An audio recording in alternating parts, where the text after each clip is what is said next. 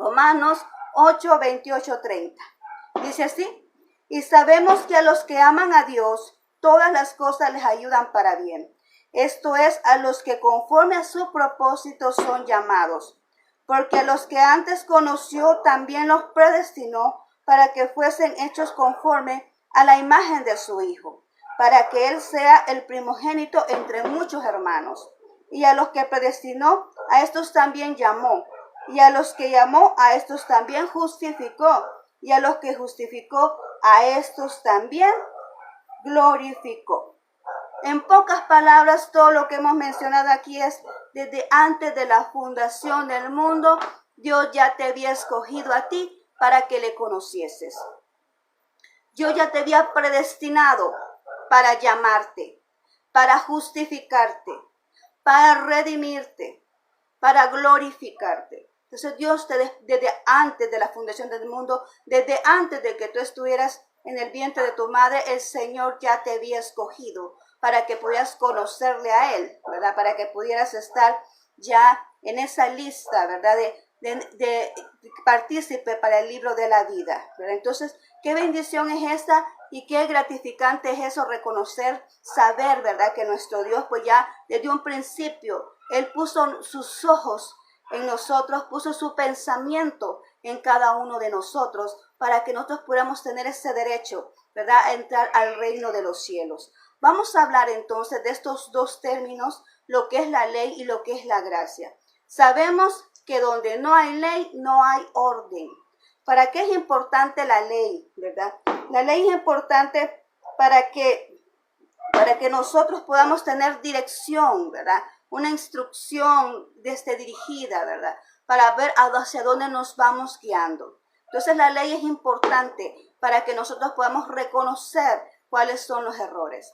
Recordemos que cuando vamos a hablar de la ley, estamos hablando en este caso de aquella que se le fue entregada a Moisés, ¿verdad? Allá en el monte Sinaí. Por eso te decía yo que es muy importante que tú leas primero el Pentateuco para que tú puedas comprender perfecto lo que se trata esta carta a los romanos. Que decíamos ayer que es una carta que tiene que ver con el plan de salvación para la humanidad. Entonces ahora vamos a hablar acerca de la ley. Y la ley, como te decía, es importante, porque donde no hay ley, no hay orden, ¿verdad? No hay orden. Entonces vamos a irnos allá al versículo 3:20, ahí en tu Biblia, Romanos 3:20. ¿Por qué es necesario que esté la ley? ¿Cuál es el propósito de la ley en este caso? ¿Verdad? Y dice la palabra de Dios así: ya que por las obras de la ley, ningún ser humano será justificado delante de él, porque por medio de la ley es el conocimiento del pecado. Entonces, ¿para qué nos sirve la ley en este caso? Para que podamos conocer el pecado. Cuando antes de Moisés, siempre hubo pecado. O sea, desde el momento en que Adán y Eva desobedecieron allá en el huerto, ahí podemos nosotros entender que desde allí inició el pecado. Y todos estaban contaminados. Pero ya cuando llegó la época de Moisés, fue a donde Dios vino y estableció la ley. Cuando tú puedes identificar algo, tú ya puedes decir: he fallado en esto o he fallado en lo otro. Cuando tú reconoces ya la ley en sí, tú puedes identificar qué aspecto o qué punto de la ley tú estás errando, ¿verdad? Cuando tú la conoces. Cuando tú no sabes nada, tú puedes estar equivocado, puedes estar en el error y puedes seguir haciéndolo y no lo identificas, ¿verdad? Porque no lo conoces, no lo sabes. Pero una vez se fue entregada la ley, pues entonces todos ya conocían qué aspectos son los que no debían de infringir, ¿verdad? Porque entonces iban a ser condenados, iban a ser, en ese momento, cuando en la época de Moisés, cuando alguien fallaba, allí mismo lo apedreaban, allí mismo, ¿verdad?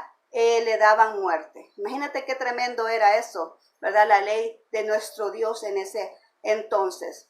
Entonces ahora vamos a hablar, ¿verdad? En este caso, la ley, ¿verdad? Fue hecha para poder identificar, para tener conocimiento del pecado.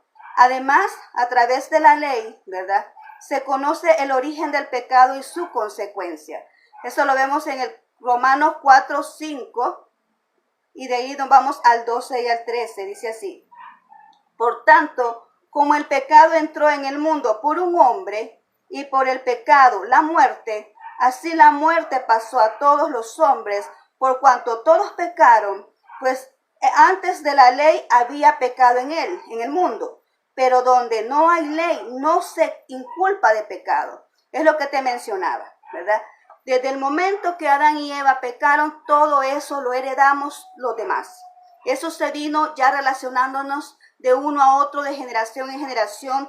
Venimos nosotros ya heredando esa causa de pecado, de esa desobediencia que Adán y Eva, ¿verdad?, hicieron ahí en el huerto. Pero dice acá también lo que te decía, cuando no se conoce, pues no se puede infringir de culpa. No se le puede declarar culpable a alguien que no conoce que ha cometido una falta, que no conoce la ley, ¿verdad? En este caso, por eso dice ella, antes no había pecado, por tanto, a esa persona que no conocía la ley antes de Moisés, no se le podía, no se le podía nombrar culpable. Pero una vez conociendo la ley de Moisés, en este caso, sí, ya se podía declarar culpable a alguien que cometiera, ¿verdad? Que infringiera la ley en este sentido, en este caso. Acordémonos que aquí estamos en el periodo de la ley, estamos en la dispensación de la ley, lo que te estoy mencionando ahorita. Hay varias dispensaciones, actualmente nos encontramos en la dispensación de la gracia. Pero en este momento que estamos hablando de acerca de Moisés, estamos hablando de la dispensación de la ley. Y vamos a seguir, y dice acá, que a través de la ley, ¿verdad? Cuando se introdujo la ley, el pecado abundó. Allá lo encontramos en el capítulo 5:20, dice así. Pero la ley se introdujo para que el pecado abundase, mas cuando el pecado abundó, sobreabundó la gracia. Fíjate muy bien lo que dice acá. Pero la ley se introdujo para que el pecado abundase. ¿Será que Dios quería que nosotros nos diéramos cuenta, verdad? ¿O quería que nosotros pecáramos más para que el pecado abundara? No. Lo que está diciendo aquí es que cuanto tú más conoces la ley, tú más te das cuenta de los errores que estás cometiendo y entonces se te va incrementando porque tú ya sabes que en lo que estás fallando, entonces tú ya sabes, se te va incrementando más y más y más aquellas faltas porque ya tienes conocimiento de ello. Entonces por eso dice aquí, una vez se conoció la ley, pues entonces sobreabundó el pecado, ¿verdad? En ese momento. Entonces, cuando conoces las restricciones, también conoces la falta y es donde cuando se incrementa todo. Ahora, vamos a hablar acerca de la gracia. La gracia, ¿qué es la gracia? La gracia de Dios es un regalo, es la misericordia que Dios nos otorgó, ese regalo no merecido que se dio en esa cruz, en ese momento en que Jesús vino, ¿verdad? Y ofreció su vida en esa cruz para rescatarnos a nosotros, para justificarnos, ¿verdad? Para darnos esa libertad espiritual y liberarnos de esa muerte, condenación eterna, para darnos esa vida eterna en Él. Entonces, eso es la gracia, ¿verdad? Ahora estamos en la dispensación de la gracia. Tú no tienes que pagar nada por obtener la salvación. Ya Dios, ya Jesucristo, a través de su sacrificio, ya nos otorgó esa salvación. Entonces ahora vamos a ver qué es la gracia, por qué decimos nosotros que somos salvos por gracia. Vamos a ver esto acá, vamos a ver estos versículos conforme nos dice el libro de Romanos. Dice acá en primer lugar que la salvación es por gracia. Lo vemos allá en el capítulo 11:6. Dice, y si por gracia ya no es por obras. De otra manera, la gracia ya no es gracia. Y si por obras ya no es gracia. De otra manera, la obra ya no es por obra, ¿verdad? Entonces parece trabalenguas esto. Pero lo que está diciendo acá es que las obras no nos ayudan para nada en este sentido para obtener la salvación. Desde el momento que Jesús ya vino acá a la tierra a morir por la humanidad, entonces desde ese momento que empezó la dispensación de la gracia, ya las obras de la ley ya no ayudan, ¿verdad? Para poder obtener esa salvación, sino que solo el hecho de reconocer a Jesús en nuestro corazón y recibir como nuestro Salvador personal, es lo que nos da derecho a entrar al reino de los cielos y es el que permite que a través de su sangre, pero nosotros seamos limpios de todo pecado y que tengamos esa justificación ante los ojos de Dios. Ahora bien, dice también allá, para que abunde la gracia debe abundar el pecado. Nos podemos hacer esa pregunta por lo que acabamos de hablar, ¿verdad? Dice acá en el 6, en el capítulo 6, 1, 2. ¿Qué pues diremos? ¿Perseveraremos en el pecado para que la gracia de Dios abunde? Esta es la respuesta que el apóstol Pablo les estaba dando a los romanos. ¿Qué pues diremos? ¿Perseveraremos en el pecado para que la gracia de Dios abunde? De ninguna manera, decía él, porque lo que hemos muerto al pecado, ¿cómo viviremos aún en él? Cuando tú ya estás muerto en una área, tú ya no puedes regresar a eso. Lo que ya está muerto no se puede volver a matar, ¿verdad? Entonces, cuando tú mueres en una área de tu vida, ya no puedes volver a ello. Cuando tú has muerto al pecado, tú ya no puedes volver a él. En la diferente área donde tú tengas esa debilidad, donde tú hayas tenido esa debilidad, porque estamos hablando de que cada vez vamos en aumento para glorificar a Dios. Dice la palabra de Dios que vamos de gloria en gloria, ¿verdad? De poder en poder. Entonces, cuando nosotros vamos avanzando, vamos siendo personas convertidas, morimos a ciertas áreas de nuestra vida, tú no puedes volver a hacer lo mismo. Cuando tú tienes un contacto con Dios genuino, tú no puedes volver a ser igual, porque es Dios quien nos transforma nuestra vida. Nadie vuelve igual cuando tiene una relación con Dios. Nadie puede ser igual cuando tiene una relación con su palabra. Nadie vuelve a ser igual cuando viene a su presencia en oración. Nadie sale igual cuando viene de estar de la presencia de Dios. No sale de la misma manera que entraste. Porque ese acercamiento con Dios genera cambio en tu vida.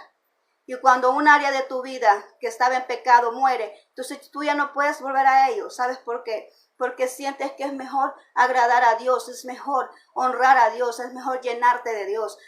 El pecado no trae alegría, el pecado no trae gozo. El pecado lo que trae es tristeza y destrucción y muerte. Entonces cuando tú te das cuenta de eso, que estabas atado, estabas ligado, estabas encadenado a una área de pecado y vienes al Señor porque Él te hace libre en ese momento.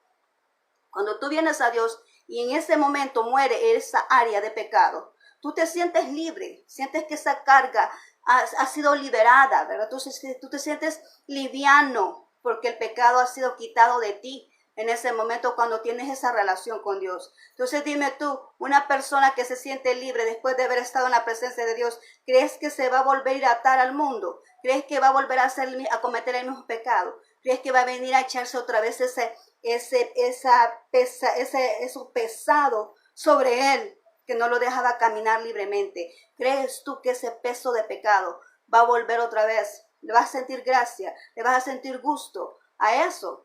Claro que no, porque cuando tú sabes, cuando tú saboreas, cuando tú vienes a la presencia de Dios y saboreas esa bendición de conocerle a Él, tú ya no regresas ahí mismo. Y a eso se refiere ahí.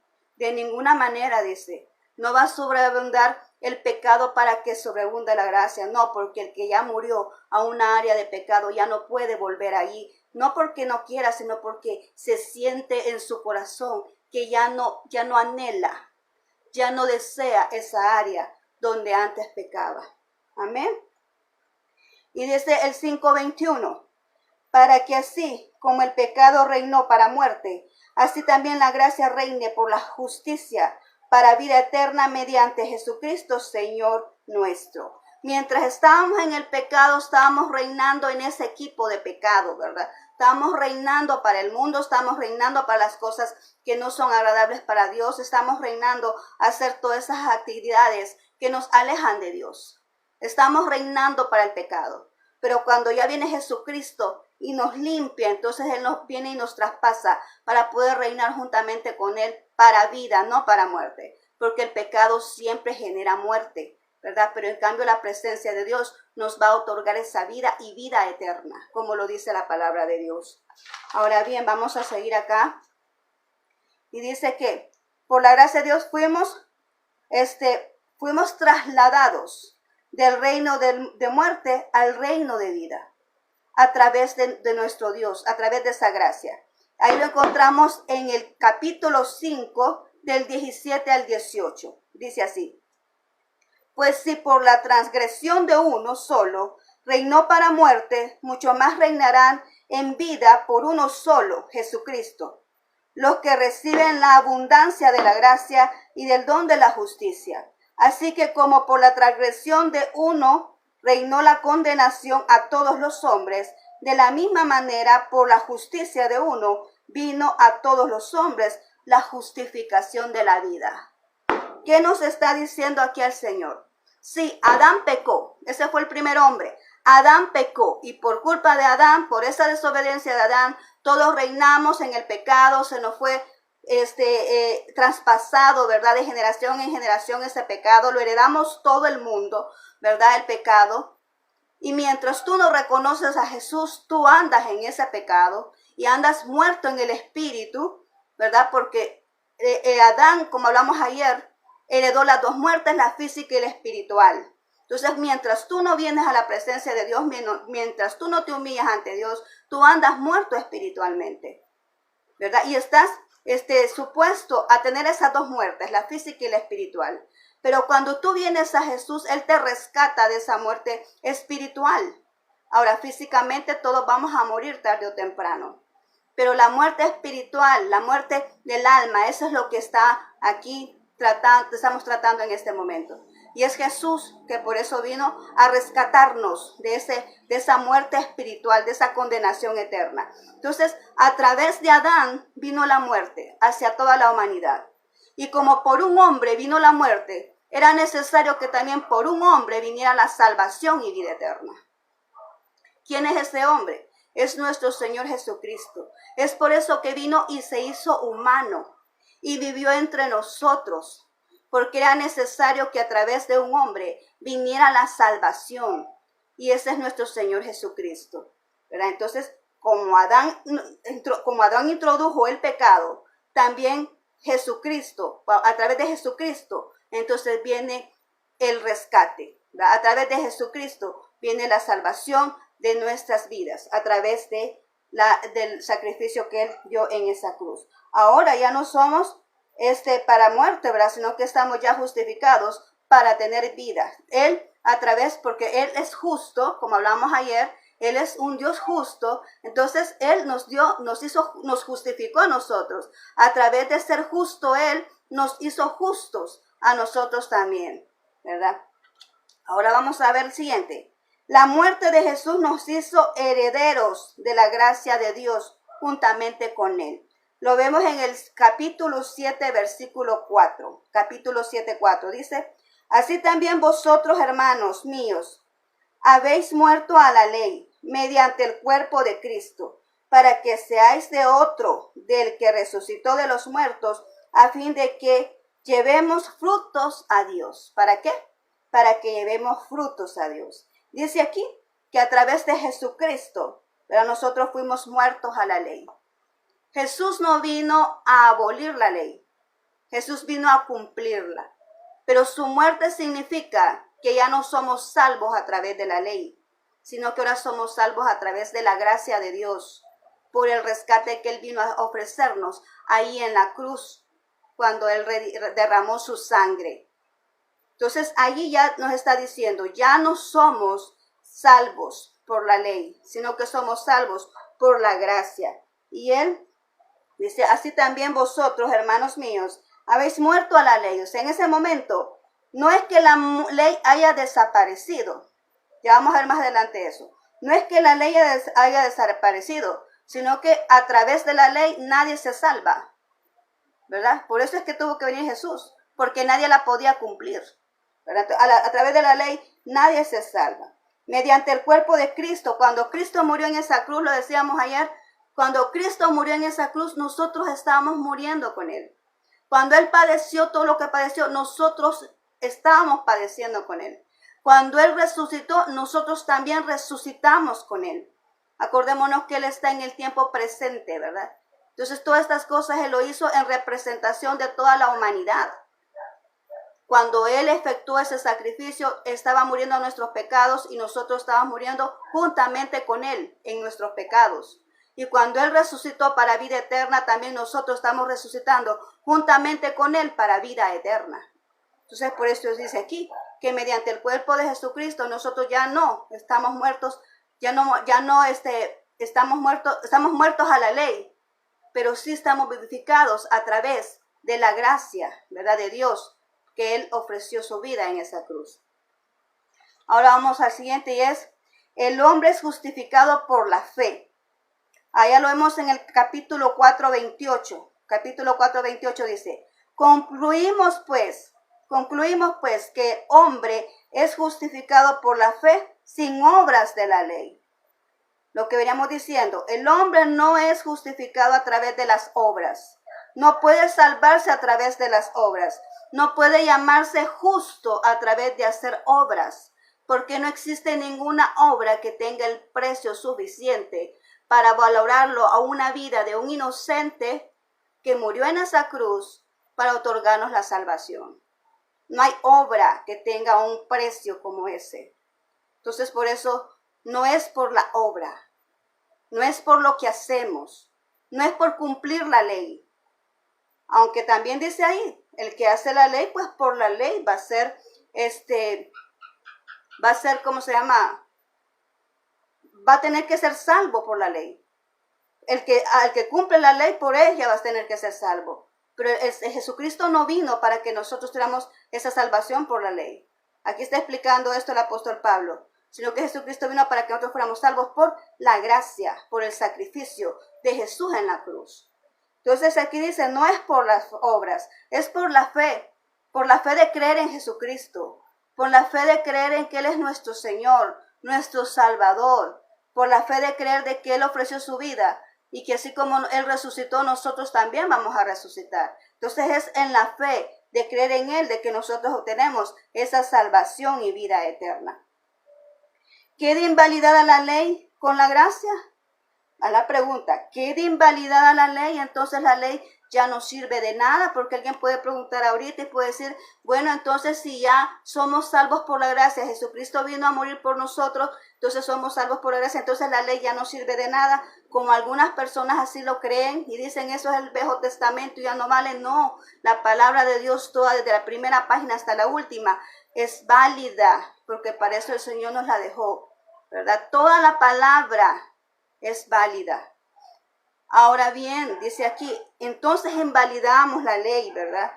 ¿Queda la ley a un lado, la borramos porque llegó la gracia de Dios? No, dice allá, veamos el capítulo 3:31, dice, luego por la fe invalidamos la ley, en ninguna manera, sino que confirmamos la ley. O sea, no venimos a quitar la ley.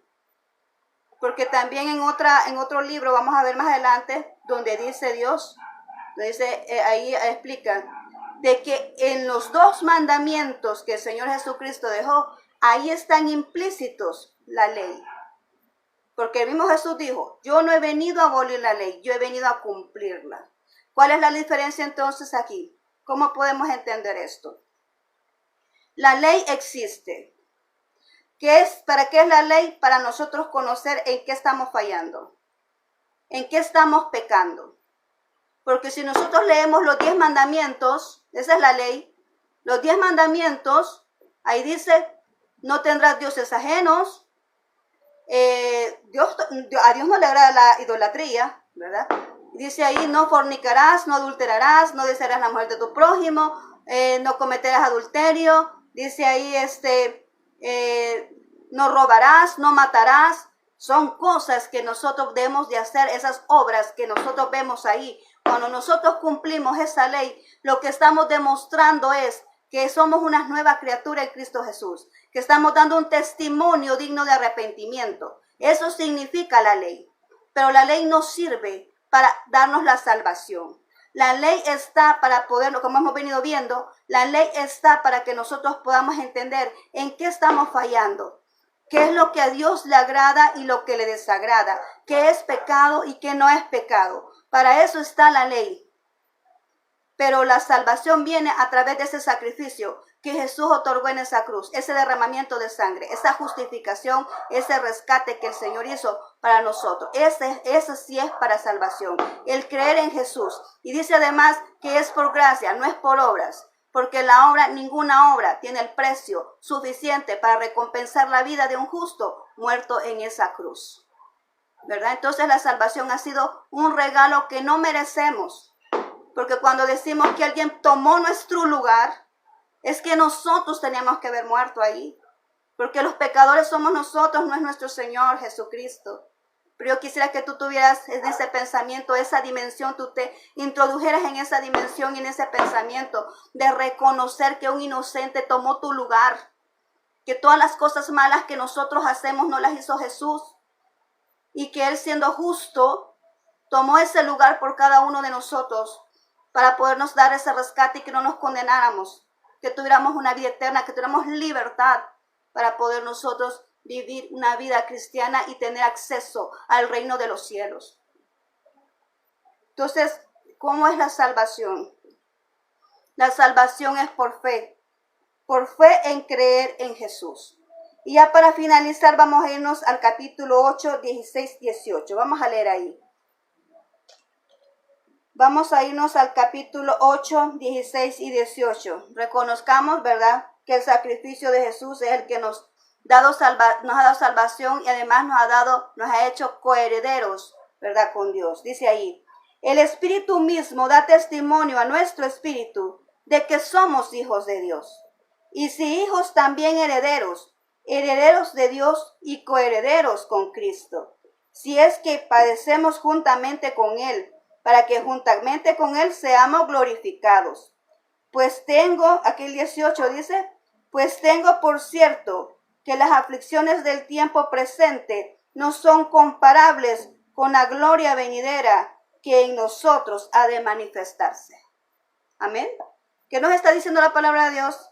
Que a pesar de la adversidad que podamos vivir, de las aflicciones que podamos tener, la gloria de Dios, cuanto más, ¿verdad?, está acercándose el tiempo, la gloria de Dios se va a manifestar más fuerte en nuestras vidas.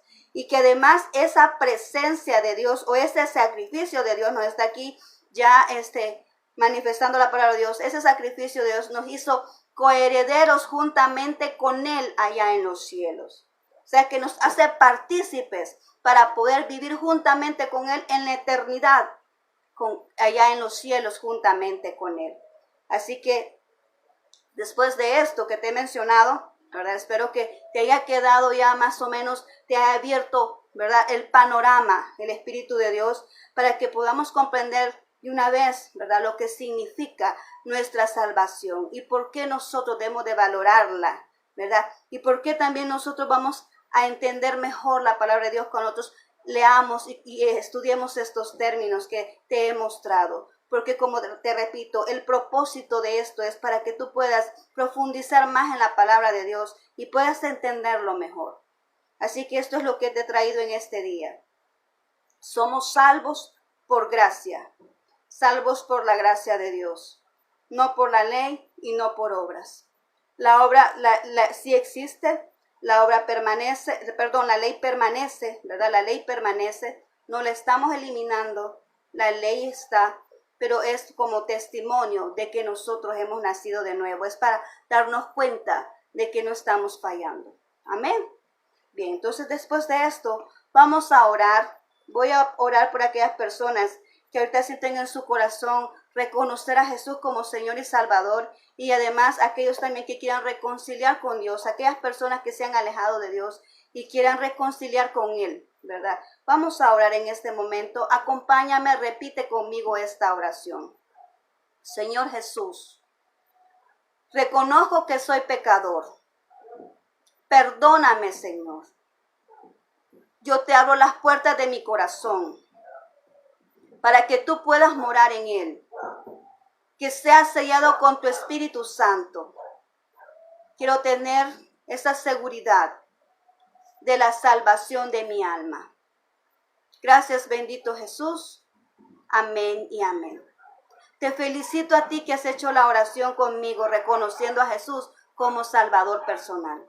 Ahora vamos a orar para que esta palabra pues quede sellada en nuestros corazones y que ahora pues ya nadie nos puede engañar, ¿verdad? Ya sabemos cómo es que nosotros hemos obtenido esa salvación. Así que oremos. Bendito Dios, te he entregado esta palabra que por mandato tuyo, Señor, estoy aquí entregándola.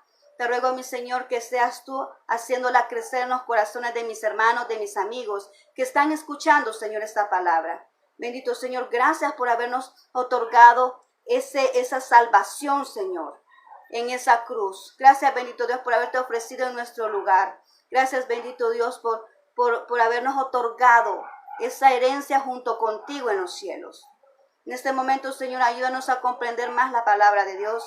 Ayúdanos, aumentanos esa fe, aumentanos esa pasión por querer aprender más de tu palabra para poderla poner en práctica, Señor. Gracias, bendito Rey. Pongo en tus manos, mi Dios, a cada persona que ha escuchado mi voz este momento. Pongo en tus manos cada familia, Señor. Bendice su salida y su entrada, Señor. Si hay alguien enfermo, levántalo de esa cama, Señor. Restaura esa salud en este momento.